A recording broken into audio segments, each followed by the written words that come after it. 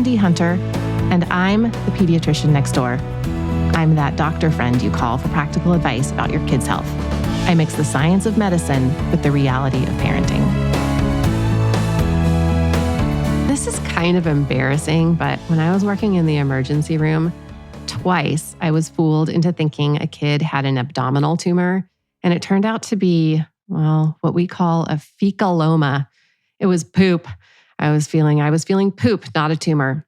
Parents tend to think that kids' diets are to blame for constipation, but as I talked about in episode 25, pooping and peeing are both really complex body functions.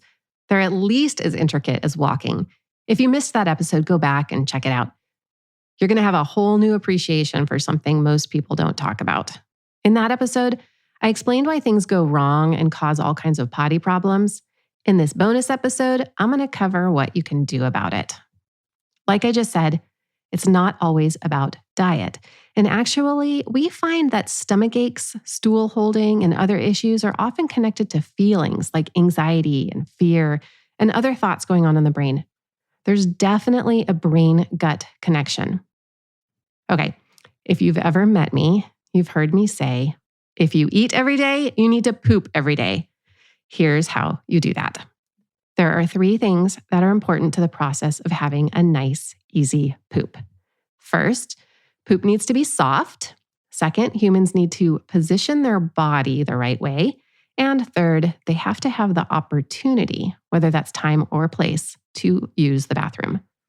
All 3 of these things need to be in place for everything to go smoothly, literally. There are so many ways that things can get messed up, though. Like, the problem for middle school kids is they don't feel like they have a place to go at school where nobody's going to know they're pooping because, they think everyone's paying attention to them. I mean, in truth, they aren't. Most people are thinking about themselves at that age. I'll address each of these 3 components. First, soft poop. Some of the reasons things might get hard are from holding. The longer stool stays in the colon, the more water is absorbed and the firmer it gets. And you need to eat things that make the right ingredients for soft poop. It's made of indigestible fibers and water, so you need to ingest those. The strategy here is to drink water and eat fiber. Here's how much fluid a kid needs every day. A 1 to 3-year-old needs about 30 ounces, and that can include water or milk. 4 to 8-year-olds need 40 ounces. And age 9 to 13, boys need 60 ounces a day and girls need about 50 ounces a day. So from age 14 to adult, boys need about 85 ounces a day and girls need about 60 ounces a day of water. I usually recommend that a kid gets a water bottle and they mark it with times. So by 10 a.m., they have to have drunk up to the certain line, and then by noon, and then by 2 p.m., and they have to fill it up twice a day. That's a really good strategy, and kids like to have something to look at.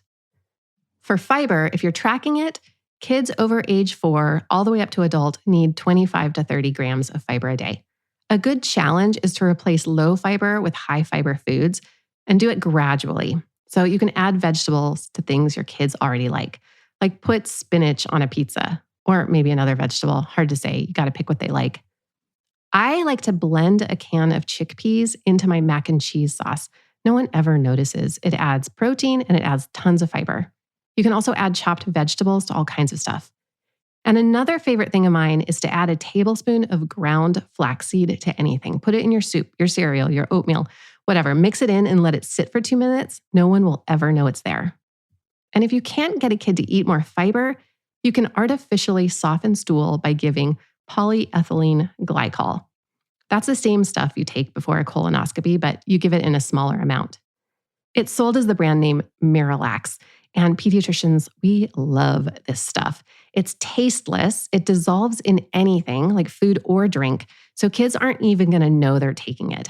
And the other thing is, it's not absorbed by the body. It stays in your intestines and it pulls water into the colon to soften things up. So it's really safe. You can use it forever if a kid needs it. I have some kids who have been on it for years. It's available over the counter.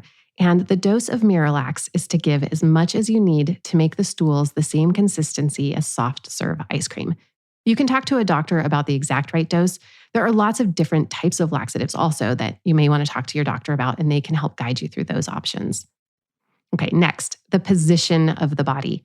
Most people can't move their bowels while they're standing or if they're sitting with their legs dangling.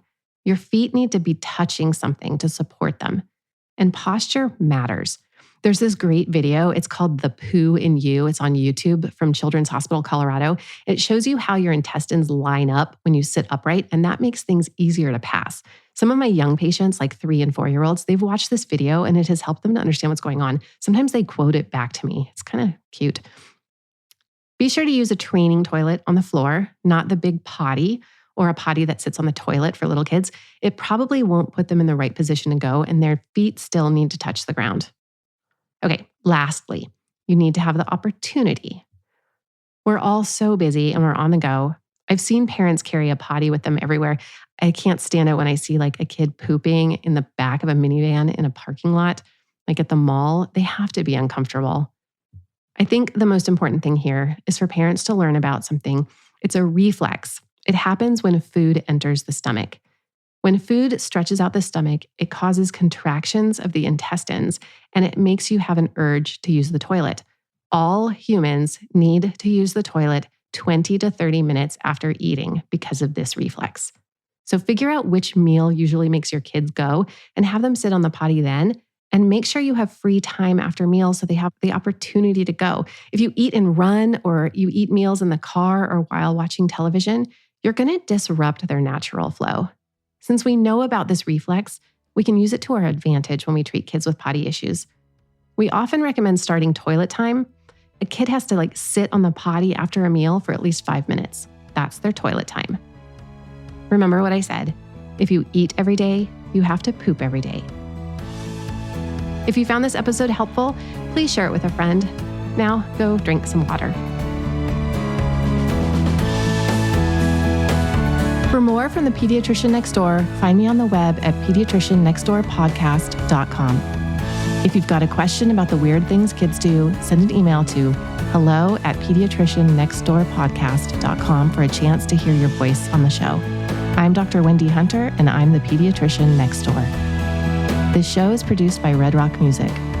Make sure to subscribe and leave a review wherever it is you're listening. I'll be back next time with more.